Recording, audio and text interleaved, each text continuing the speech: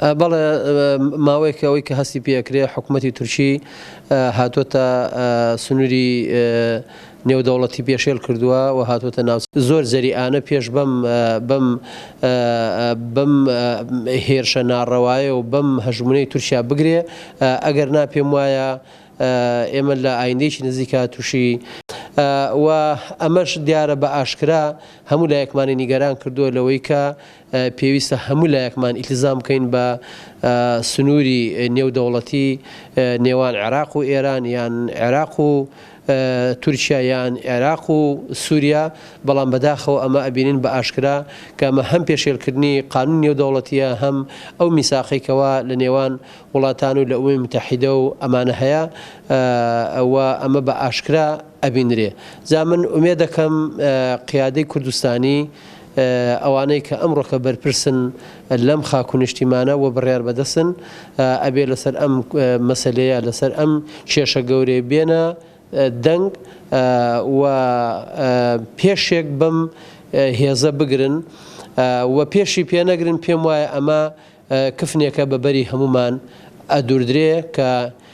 هەروەکو چۆن حزبی بەعەز کاتی خۆی کە بەرامبەر میلەتەکەمان کردی ئەمان دەیانوێت بە شێوەیەکی تر لە بەرگێکی ترا ئەمە جێبەجێ بکەن کە ئەمەش ڕۆبەڕووی کارەساتی گەورەمانەکات. لە ڕاستیە ئێمە ماوەیەکی زۆر بازی شەڕی ناوخۆمان داوە و تووشی ماڵوێرانی و کارەساتی گەورە بووینە و هیچ دەستکەوتێکی سیاسی و ئیداری و ئەخلاقیشمان تیانە دووریەوە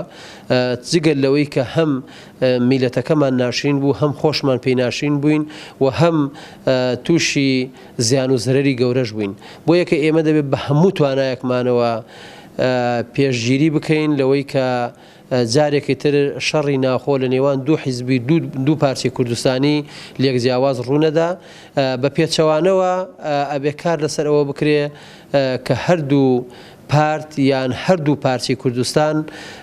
پێکەوە هەمانگی بکەن بە پێی ئەو یاسا نێودەوڵەتیانەی کەوا هەیە کاری لەسەر بکرێت چونکە ئەگەر بێ و لێرەدا بەپێی ئەو یاسایە کار نەکرێ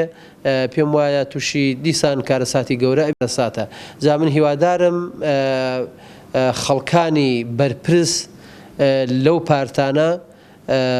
زوو بە ئاگا بێنەوە نێڵن کارەساتێک ڕوونەدا کە میلەتەکەمان تووشی کارەسات و کارەساتی زیاتر بکە. ئێمە لە ڕاستیە چەند جارێک کە هەستمان پێ کردووە کە تورکیا بەڕاستی ینی دەست وەرەدا لە کوردستانی باشوور بە شێوەیەکی گشتی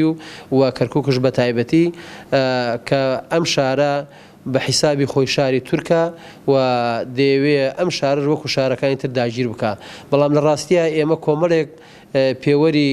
یاسایی و دەستوریمان هەیە و پێوەری نێودەوڵەتیمان هەیە کە ئەمە هیچ ڕەبتێکی بە تورکیاوە نییە تەنها ئەوە نەبێت کە کۆمەڵە پێکاتە لەم شارە ئەژین و